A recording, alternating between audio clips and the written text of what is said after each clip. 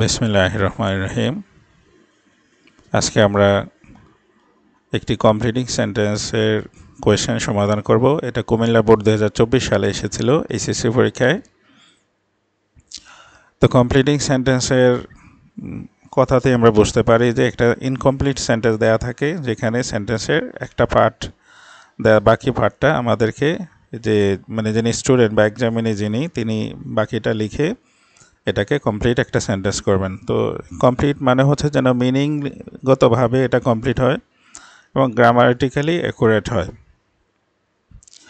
তো এই দুইটা জিনিস অবশ্যই খেয়াল রাখতে হবে কমপ্লিটের ক্ষেত্রে। পাশাপাশি হচ্ছে কি যে এগুলার কমপ্লিট করার জন্য আমাদেরকে কিছু ক্লু দেয়া থাকে। যেমন প্রথম সেন্টেন্সটাই যে আমরা দেখি, I am so tired that, তারপরে লেখা আছে please take a rickshaw right now. যেমন আমার প্রথম সেন্টেন্সে লেখা আছে আমি এতটা ক্লান্ত, এতই ক্লান্ত যে, সো দ্যাটের মিনিং হচ্ছে এতই যে, তো এতই ক্লান্ত যে। এখানে পরে লেখা আছে please take a rickshaw right now. তো এখন একটা রিক্সা নিতে বলছে এখনই। তো রিক্সা হচ্ছে আমাদের একেবারে লোয়েস্ট একটা ট্রান্সপোর্ট। তো এখন রিক্সা নিতে যেহেতু বলেছে, তাহলে সে আগে নিশ্চয়ই পায়ে হেঁটেছে, সে টায়ার্ড, হাঁটতে হাঁটতে হয়তো টায়ার্ড হয়ে গেছে, এই জন্য সে রিক্সা নিতে বলেছে। তো সো দ্যাটের স্ট্রাকচারটা আমরা দেখিনি, আমরা তো এই কনটেক্সটটা বুঝতে পেরেছি। এবার সো দ্যাট থাকলে এটার ইয়েটা হচ্ছে এতই যে, মাঝখানে একটা অ্যাডজেক্টিভ বসে, এতই যে। এটার স্ট্রাকচার হচ্ছে এই যে সাবজেক্ট এবং ক্যান বা কুড হয় টেন্স অনুসারে, আর নট বসবে মিনিংয়ের জন্য। নট বসাতে হবে এমন না, যে মিনিংয়ের প্রয়োজনে আমরা নট বসাতে পারি যদি লাগে। তারপর হচ্ছে মূল ভাব, আমরা এখানে B1 লিখে রেখেছি, মূল ভাব, এরপর এক্সটেনশন। তাহলে সাবজেক্টের পরে ক্যান অথবা কুড, যেহেতু আমাদের সেন্টেন্সটা প্রেজেন্ট ছিল, আমরা এখানে ক্যান ইউজ করব, সাবজেক্ট প্লাস ক্যান, তারপরে বাকিটা দেখা যাক। তো আমরা এখানে সাবজেক্ট ইউজ করি।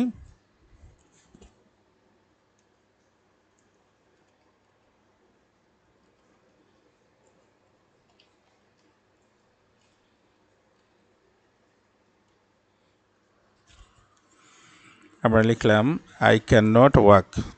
এখানে ক্যান বসার কথা ছিল, নট বসবে কিনা সেটা হচ্ছে মিনিংয়ের উপর। তো আমি যেহেতু ক্লান্ত, আমি এই জন্য লিখলাম যে I can not walk anymore. এবার ওখানে আবার লেখা আছে please take a rickshaw right now. অর্থাৎ এখন আমাদের এই স্ট্রাকচারের সাথে মিনিং এবং যে গ্রামার, এ দুটো মিলে গেছে।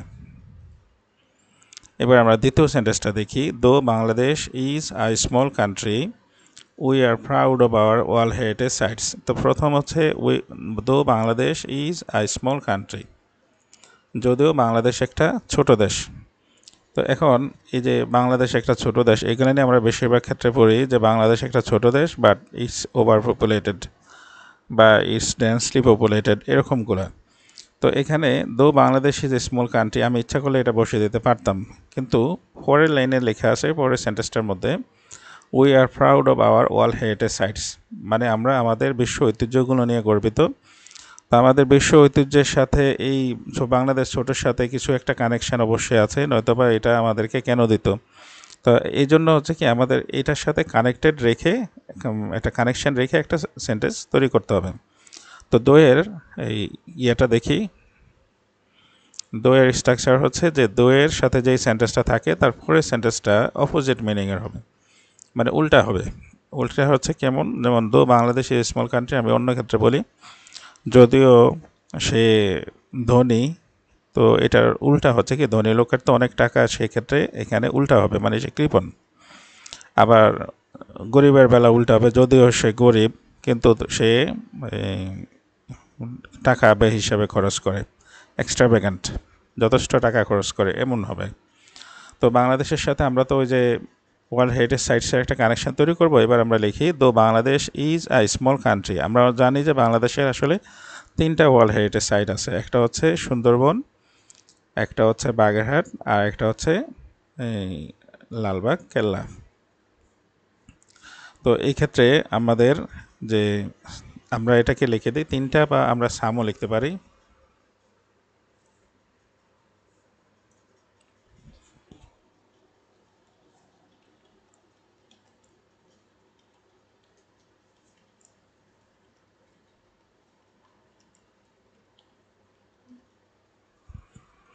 তারপর লিখলাম দো Bangladesh is a small country it has some world heritage sites.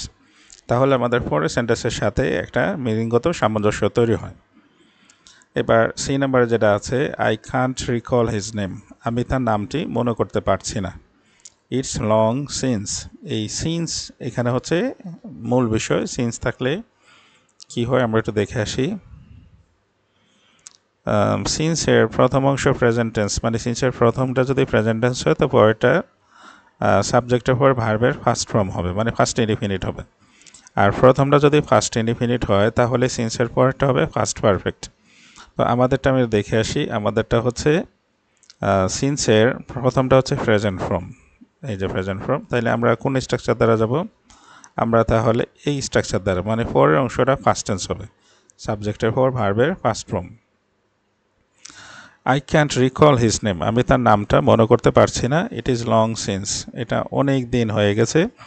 তো অনেক দিন হয়ে গেছে, আমি যেহেতু তার নাম মনে করতে পারছি না, তাহলে অনেক দিন তার সাথে আমার দেখা সাক্ষাৎ নেই।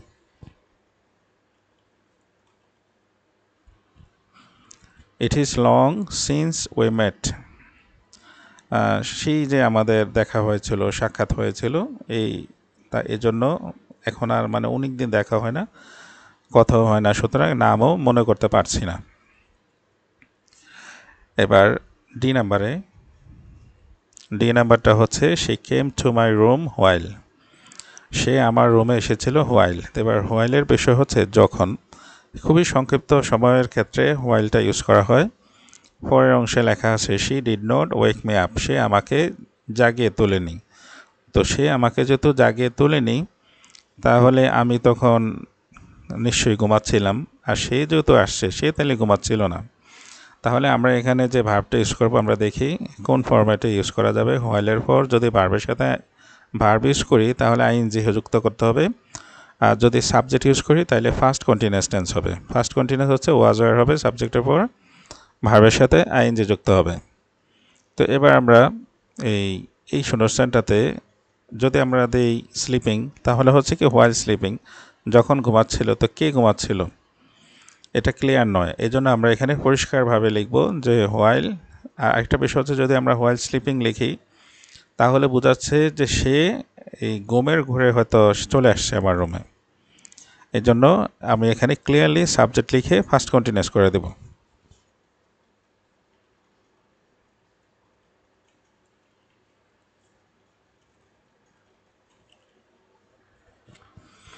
তো আমার সাবজেক্ট হচ্ছে যখন আমি ঘুমাচ্ছিলাম। আর ফরেস্ট সেন্টেন্সে ওটা ইন্ডিকেট করা আছে যে আমাকে সে জাগায়নি ঘুম থেকে, এর জন্য আই, তারপর কন্টিনিউয়াস টেন্সের ওয়াজ ওয়ার বসবে, মূল ভার্বের সাথে আইএনজি। মূল ভার্ব হচ্ছে স্লিপ, তারপর আইএনজি হলো sleeping. She came to my room while I was sleeping, অর্থাৎ আমি যখন ঘুমাচ্ছিলাম তখন আমার রুমে এসেছিল। সে did not wake me up, সে আমাকে ঘুম থেকে জাগিয়ে তুলল না। এবার it is true that most of the parents of our country are not interested enough to dash, আমাদের অধিকাংশ বাবা মাই ইন্টারেস্টেড না, মানে আগ্রহী না। এনাফ টু, কী করতে আগ্রহী না সেটা আমরা একটু দেখি। They think educating their daughters is nothing but wastage of time and money, তারা বলছে যে তারা মনে করে যে মানে তাদের যে কন্যা সন্তান, তাদের শিক্ষায় যে সময় আর টাকা অপচয় হয়, এটা তারা মনে করে। তো আমাদের এটা কিন্তু একেবারেই রিয়াল একটা picture in our society, in everywhere. সব জায়গায় আমরা দেখি যে মেয়েদেরকে শিক্ষাক্ষেত্রে গার্ডিয়ানের অনীহা আছে। এটা তো যুগ যুগ ধরে চলে আসছে, এখনও আশ্চর্যজনকভাবে বাংলাদেশে এটা এখনও মানে প্রবলভাবে একবারে এক্সট্রিমলি এটা প্রিভ্যালেন্ট, কি বলবার। তো এখন এই গার্ডিয়ানরা মেয়েদেরকে পড়ায়, বিশেষ করে গ্রামাঞ্চলে, শিক্ষার জন্য না, যে তারা বিয়ে দিবে তাতে যেন মেয়ে ওই বরপক্ষ এসে জানে যে মেয়ে পড়াশোনা করছে বা সে এসএসসি পাশ করেছে বা ইন্টারে পড়ে, এমন বোঝানোর জন্য। তো যাই হোক, আশা করি এই অবস্থা অচিরেই চেঞ্জ হয়ে যাবে। শুভকামনা রইল মেয়েদের জন্য। ইট is true that most of the parents of our country are not interested enough two. এবার আমরা এনাফ টুর ইয়েটা দেখে আসি। এনাফ টুর পরে মূল ভাব বসে। এনাফের বাংলা হচ্ছে যথেষ্ট। তো আমাদের দেশের মানুষ, বাবা মা আর নট ইন্টারেস্টেড, আগ্রহী নয়, এনাফ টু যথেষ্ট আগ্রহী নয়, তো কী করতে? এখানে আমাদেরকে এই যে ক্লু দেয়া আছে এডুকেটিং দেয়ার ডটার্স, আমরা এটাকেই কপি করে এখানে দিয়ে দিই।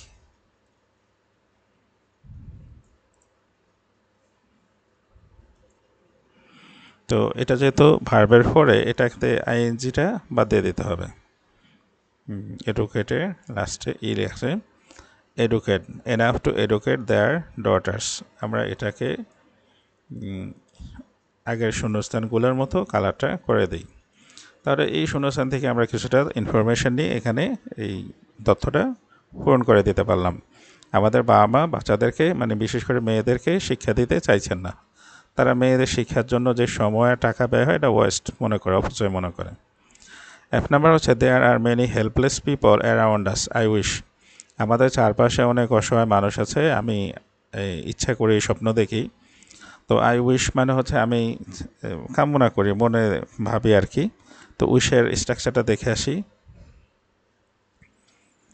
উইশ, এই যে উইশের প্রথম অংশ যদি প্রেজেন্ট টেন্স হয় তাহলে পরের অংশটা ফার্স্ট ইনডিফিনিট হবে।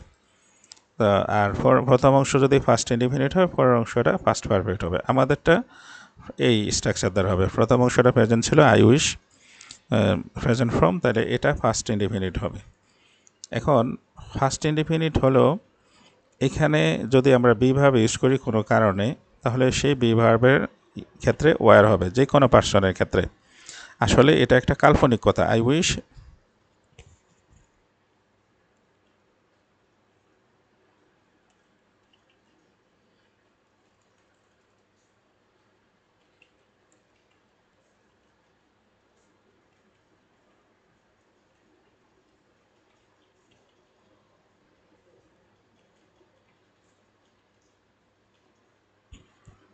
দুইটা সেন্টেন্স লিখে দেখালাম।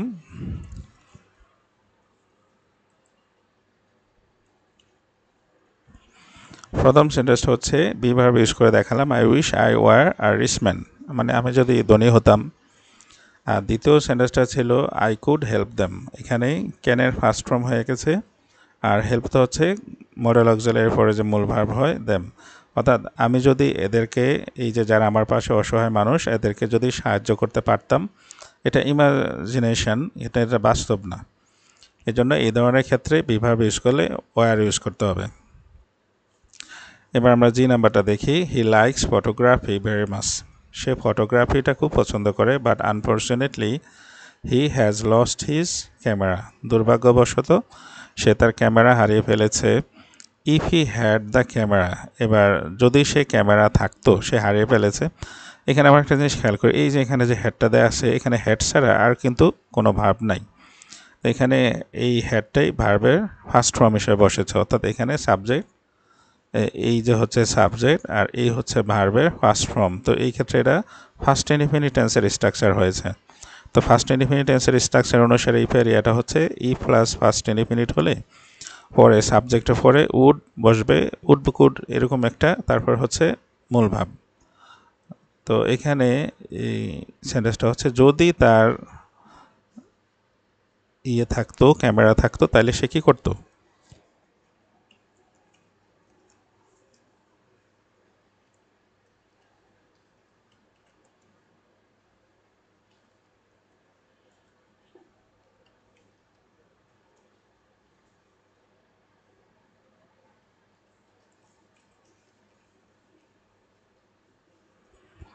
এই যে, অর্থাৎ যদি তার কাছে ক্যামেরা থাকতো তাহলে সে অনেক ছবি তুলতো। এই শূন্যস্থানটাকে একটু কালার করে নিলাম। আচ্ছা, এই হচ্ছে আমাদের সাবজেক্ট, এই হচ্ছে ফার্স্ট ফর্ম। এটা ফার্স্ট ফর্ম করলে এরপরে যে ভার্ব ইউজ করে সেটা নিয়ে টেনশন নাই, সেটা মূল ভার্ব হবে, মানে ফটোজ।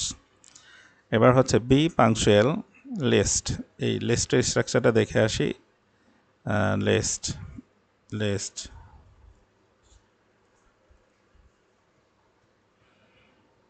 এই যে আমাদের লিস্টের স্ট্রাকচার হচ্ছে এখানে সাবজেক্টের পরে শুড অথবা মাইট বসবে, তারপর একটা ভার্ব। এখানে এই যে একটা অ্যান, মানে এটা কি দেয় সেটা বলতেছি। এটা হচ্ছে যে বি পাংচুয়াল লিস্ট, মানে নিয়মানুবর্তী হও, সময়নিষ্ঠ হও, নয়তো কি হবে। আমাদের প্রায় টিচারও আছে, অনেক টিচার এরা স্টুডেন্টদেরকে মুখের উপর অনেক কথা বলে ফেলে, কটু কথা, যে তুমি তো বড় হবে না, তোমার কে দ্বারা কিছু হবে না, এরকম বলে। আত্মীয় স্বজনের মধ্যে অনেক আছে যে তুমি তুমি পরীক্ষা ফেল করবি, এভাবে কথা বলে। আমরা সোজা কথা এসব মানুষকে আমরা মুখ ফোড়া বলি। তো এই বি পাংচুয়াল লেস্ট এই ধরনের ক্ষেত্রে সাধারণত এই মুখ ফোড়া টাইপের কথা, নয়তো কি করবি, নিয়মনিষ্ঠ না হলে জীবনে সফল হবি না। না, কথাটা এইভাবে না বলে বলে কি জীবনে ব্যর্থ হবি। তো এই এন দ্বারা মূলত একটা এমন একটা ওয়ার্ড বোঝাচ্ছে যেটা দ্বারা নেগেটিভ বোঝায়, বাজে বোঝায়।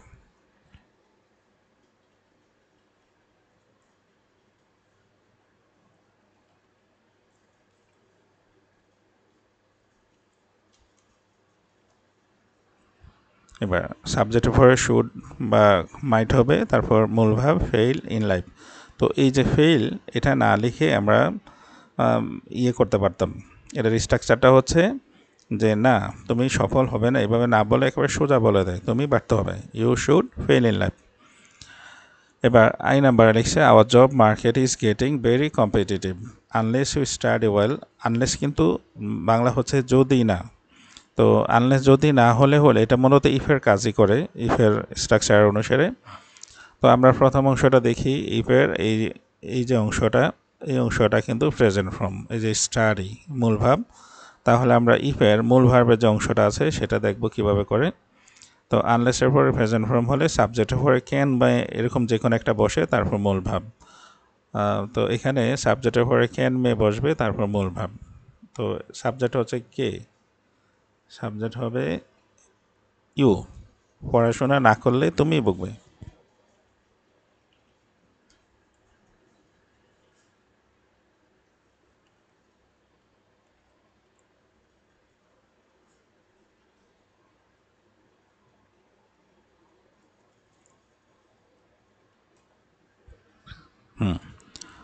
আনলেস ইউ স্টাডি ওয়েল, যদি তুমি ভালোভাবে পড়াশোনা না করো, you can not pass the exam, তুমি পরীক্ষায় পাস করবে না।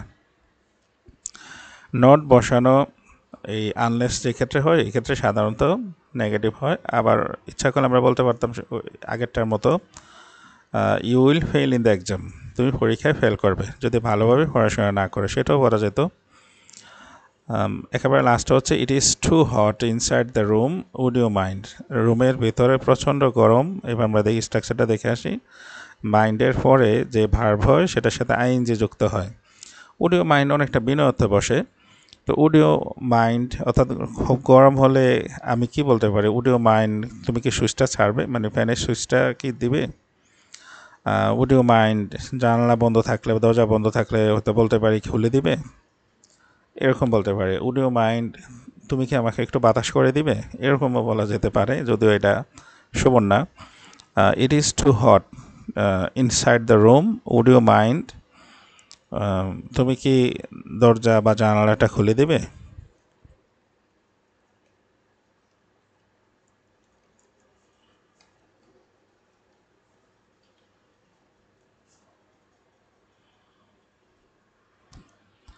এমন দিয়ে দিলাম।